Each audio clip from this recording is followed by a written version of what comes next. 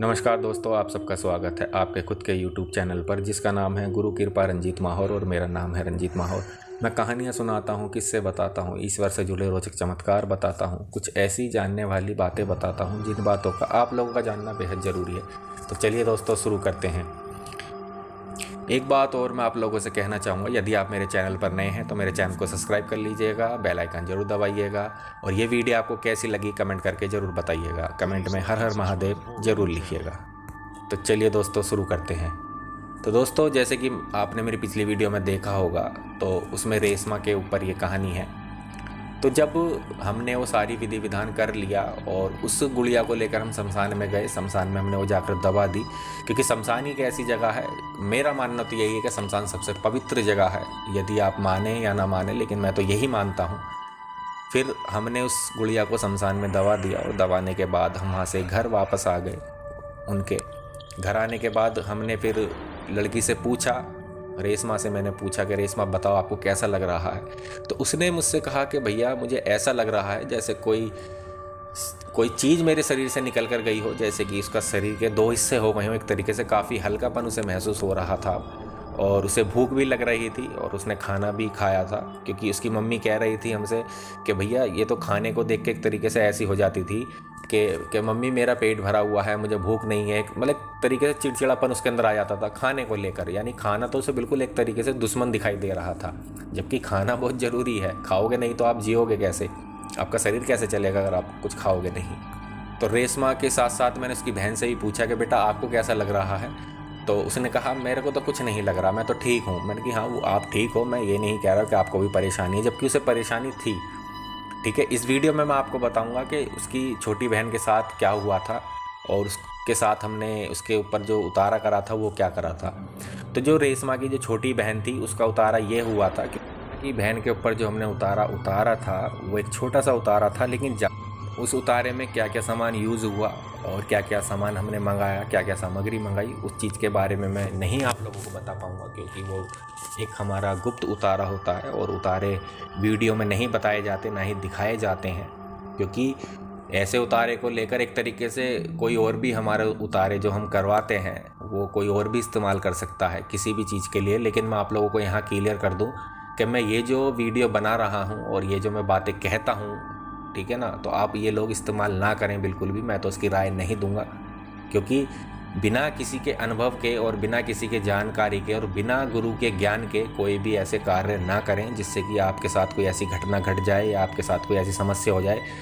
कभी फिर आप मेरे को ब्लेम करें कि मैंने तो आपकी वीडियो सुनकर ही या देखकर ही मैंने ये करा है, तो आप लोग, मैं आपको साफ मना करूँगा कि ये चीज़ें ना करें बिना किसी की राय के। ये इस विद्या में गुरु का होना, जो हम ये विद्या करते हैं, इस विद्या में गुरु का होना बहुत ज़रूरी है। बिना गुरु के ज्ञान कहीं भी नहीं है, ठीक है ना। तो आप लोग विशेष रूप से ये ध्यान दें कि आप ये कार्य ना करें इस तरीके के, क्योंकि ये घटनाएं जो होती हैं, जो हम किसी का भोग प्रसाद देते हैं, हम पहली बात तो हम पूछ कर देते हैं, क्योंकि जो गुरु ने मुझे ज्ञान दिया है उसी ज्ञान को लेकर और उसी विद्या को देखकर मैं ये कार्य करता हूँ। और सबसे पहली चीज़ ये कि मैं गुरु के सानिध्य में रहकर सारे कार्य करता हूँ, गुरु से आगे मैं नहीं चलता हूँ, क्योंकि बहुत से चेले होते हैं जो गुरु से आगे आगे भागते हैं।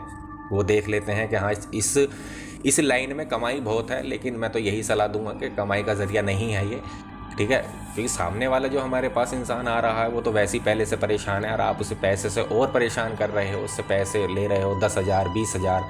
यार ये 10-20 हज़ार से थोड़ी ये चीज़ें हटती हैं, ये तो एक लौंग के जोड़े से भी हट जाती हैं। लेकिन जो शख्स ने हम पर करा है काला जादू या भूत प्रेत या जो भी हमारे पीछे लगाया है या छोड़ा गया है हमारे ऊपर, उसे भोग प्रसाद देकर छोड़ा गया है, तो वो भोग प्रसाद क्या दिया है उस चीज़ के बारे में पता लगाना, फिर उसका डबल देना, ठीक है ना। यही होता है इन चीज़ों में, क्योंकि उसका हमें डबल देना पड़ता है जिससे कि आपके ऊपर अटैक ना करे। अब आप बहुत से लोग ये सोच रहे होंगे मेरी बात सुनकर कि अगर वो आप डबल दोगे तो आप फिर वो तिबल दे देगा। ऐसा कुछ नहीं होता है। जो मैं भोग गुरु के आदेश अनुसार जो देता हूँ, जो मैं अपने गुरु से पूछकर जो देता हूँ, उस भोग की कोई भी जानकारी किसी को नहीं होती है।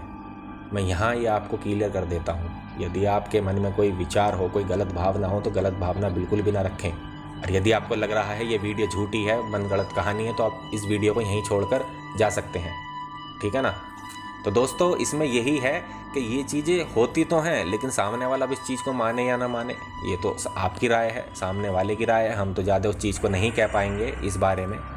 तो जब हमने रेशमा की बहन पे से वो उतारा, हमने उतारा, और जैसे हम उस उतारे को लेकर चले तो तभी उसकी बहन के ऊपर अचानक उसके शरीर पर पेशी आ गई, यानी कि वो खेलने लगी। जैसा आपने देखा हो वीडियो में, काफ़ी वीडियो में, अब ऐसे रियल में भी देखा होगा, औरतें बाल खोल कर सिर हिलाती हैं अपना और हाथ पैर ज़मीन पर मारती हैं, इंगे तिंगे लेटती हैं, उन्हें अपना सुध भी नहीं रहता कि वो कर क्या रही हैं।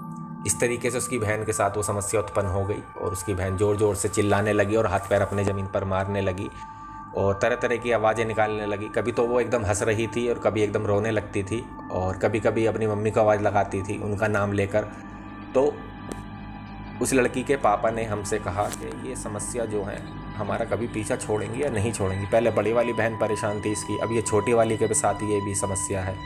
तो उसका जो बड़ा भाई था वो हमसे बोला कि भाई ये समस्या हल होगी या नहीं होगी कभी।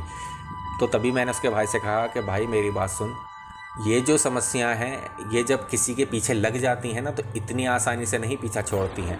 अब आपको परेशान होते हुए कितना समय हो गया है, अब आप सोच रहे हैं कि आज ही सब कुछ ठीक हो जाए, तो ऐसा तो नहीं होगा, क्योंकि मैं जो भोग प्रसाद लेता हूँ वो मैं समय के अनुसार लेता हूँ। मैं आपसे कोई 10-20 हज़ार रुपये तो मैं मांग नहीं रहा कि आप मुझे 10-20 हज़ार रुपये दे दीजिए मैं फंड काट दूंगा। मैं उनमें से नहीं हूँ, मैं जड़ से इलाज करता हूँ, ठीक है, और शुरू से एंड तक ही साथ रहता हूँ और देता हूँ। मैं ये नहीं कि मेरा अलग अलग फ़ीस है, नहीं, मेरे फिक्स है जो भी मैं लोगों को बताता हूँ, ठीक है ना। अगर उन्हें सही लगता है तो वो मुझसे कांटेक्ट करते हैं, मुझसे मिलते हैं, मुझसे अपना कार्य करवाते हैं। अगर उन्हें अच्छा नहीं लगता तो नहीं करवाते। मैं किसी के पीछे या किसी को फोर्स में नहीं करता, क्योंकि ये मेरा कमाई का ज़रिया तो है नहीं। मैंने ये सारी बातें उसके भाई से कही और फिर उसकी समझ में आ गई, तो उसने कहा कि ठीक है भैया, आप जो भी होता हो आप कीजिए, क्योंकि हम तो बहुत परेशान हो चुके हैं। पहले मेरी बड़ी बहन परेशान थी, अब छोटी बहन परेशान है, हम लोग क्या करें। तो मैंने कहा आप चिंता मत कीजिए, इस लड़की का समस्या का समाधान हम आज ही करके जाएंगे, चाहे आज भी भले ही हमें रात को यहाँ रुकना हो, लेकिन ऊपर वाले की दुआ से और गुरुदेव के आशीर्वाद से वो समस्या हमने वहीं हल करी। तो तभी मैंने उस लड़की के शरीर में जो प्रेत था, मैं आपको यहाँ बता दूँ, वो प्रेत था जो कि वो काले जादू के थ्रू ही आया था, यानी कि जो काला जादू करा गया था उनके परिवार के ऊपर, उसमें वो प्रेत भी था, लेकिन प्रेत वो बड़ी बहन पर नहीं था, वो छोटी बहन पर था। तो मैंने फिर उस लड़की से वार्तालाप करी, यानी कि उस प्रेत से वार्तालाप करी। वो लड़की नहीं बोल रही थी, वो प्रेत बोल रहा था। तो उस प्रेत से मैंने पूछा कि भाई तेरा नाम क्या है, अपना नाम बताओ। तो उसने नाम तो नहीं बताया अपना, और मेरी तरफ देखकर ज़ोर ज़ोर से हंसने लगा। मैंने कि मैं क्या तुझे जोकर दिखाई दे रहा हूँ जो तू मेरी तरफ देख के हंस रहा है। तो उसने एकदम भारी सी आवाज़ में कहा कि तू इस परिवार को बचाने की पूर्ण रूप से कोशिश कर रहा है, अपना सब कुछ तूने दांव पर यहाँ लगा दिया है, लेकिन मेरी एक बात ध्यान रखना कि जो तूने करा है, ठीक है ना, उस चीज़ को तू ये मत समझना कि तूने बहुत कुछ कर दिया है। ये हमारे आसन पासन में भी नहीं है और हम चुटकियों में इस घर का खेल बदल देंगे, और तू अब देख हम इस लड़की के साथ क्या क्या करते हैं। तो मैंने उस प्रेस से कहा कि भाई मेरी बात सुन, मैं ज़्यादा बड़े बोल तो बोलता नहीं हूँ, क्योंकि मैं अपने गुरु के सानिध्य में रहा हूँ और गुरु कृपा से ही मैं जो कुछ हूँ अपनी गुरु कृपा से हूँ। तो तू दिमाग में बिल्कुल ही मत लाना कि मैं तेरे साथ कुछ नहीं करूँगा या तेरे को नहीं जाने दूँगा। जिसने भी तुझे यहाँ भेजा है उसकी तो खैर है ही नहीं, और साथ में तेरी तो खैर बिल्कुल भी नहीं है, क्योंकि तेरी तो बख्शी से मैं अब होने नहीं दूंगा बिल्कुल भी, चाहे तो कितनी भी ताकत लगा ले। अगर तेरे अंदर हिम्मत है तो तू यहाँ से जाकर मुझे दिखा दे एक बार, बस एक बार तो यहाँ से इस लड़की के शरीर से निकल के दिखाते, क्योंकि मैं तुझे अब यहीं मैं बताऊंगा कि मैं कौन हूँ और मेरे पास क्या है। मैं तुझे पूर्ण रूप से आभास इन चीज़ों का करवाऊंगा, क्योंकि मुझे तो देखिए जब मैं वहाँ बैठा था तो मुझे तो अपने गुरु पर पूरा विश्वास था, क्योंकि आज तक मुझे गुरु ने और मेरी माँ काली ने मुझे आज तक कहीं भी निराश नहीं करा है। जो मैंने उनसे झोली फैलाकर मांगा है उन्होंने स्वयं ही मुझे झोली में डाल कर दिया है कि ले बेटा तू कर अपना कार्य कर, क्योंकि मैं जो है सत्य की लड़ाई लड़ता हूँ, मैं कोई झूठ की लड़ाई नहीं लड़ता, और मैं सत्य के साथ रहता हूँ हमेशा इन चीज़ों को लेकर। तो मैंने फिर उससे सारी वार्तालाप कर ली, और फिर वो एक तरीके से लड़की के शरीर में था, तो मुझे ये भी देखना था कि लड़की को ज़्यादा कोई चोट वगैरह ना लग जाए, क्योंकि वो हाथ पैर ज़्यादा पटक रही थी लड़की, कभी तो ज़मीन में अपने हाथ मार रही थी, कभी पैर पटक रही थी, और एक तरीके से वो उस कमरे में लोटी लोटी फिर रही थी। तो मुझे यही था कि लड़की के साथ शायद कोई दुर्घटना ना घट जाए, कोई चोट वगैरह ना लग जाए। तो उसकी मम्मी तो बैठी बैठी बेचारी रो रही थी और मुझे देखकर भी एक तरीके से रोना सा आ रहा था, क्योंकि देखिए मेरा ये हिसाब है, मेरे से किसी का दुख नहीं देखा जा सकता। तो मैं तो यही कोशिश करता हूँ कि कोई जो दुख मैंने देखे हैं वो सामने वाला इन चीज़ों में ना देखे। तो फिर जब उसको हमने पकड़कर बिठाया, फिर उस लड़की को उसके भाई से मैंने कहा कि भाई इसे पकड़ और इसे पकड़कर यहाँ बिठा। फिर बिठाने के बाद उससे वार्तालाप हुई, यानी कि हमारी काफ़ी देर तक, लगभग 1-1.5 घंटे तक हमारी बहसबाजी चलती रही।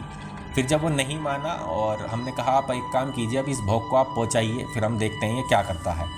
तो वो भोग हमने शमशान पहुँचवा दिया और शमशान पहुँचने के बाद तो मैं तो वहीं था, क्योंकि मैं तो नहीं जा सकता था, क्योंकि उस लड़की के ऊपर प्रेत था और वो क्या हमारे जाने के बाद वो वहाँ क्या घटना घट दे और क्या दुर्घटना हो जाए, तो इसलिए मैं वहाँ से नहीं जा सकता था। तो मैंने उसके पापा को और भाई को भेज दिया था कि आप लोग जाइए, आप ये भोग रख कर आइए, फिर हम देखते हैं ये क्या कर सकता है।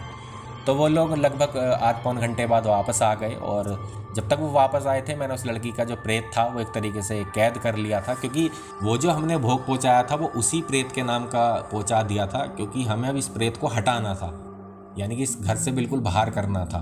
तो मैंने महाकाली से यही प्रार्थना करी थी कि महाकाली आप इस प्रेत को यहाँ से हटाइए और इसको लेकर जाइए, आप अपने जहाँ आपका स्थान हो आप इसे अपने स्थान पर रखिए, और आप इसके साथ जो भी करना चाहें वो आप कर सकती हैं।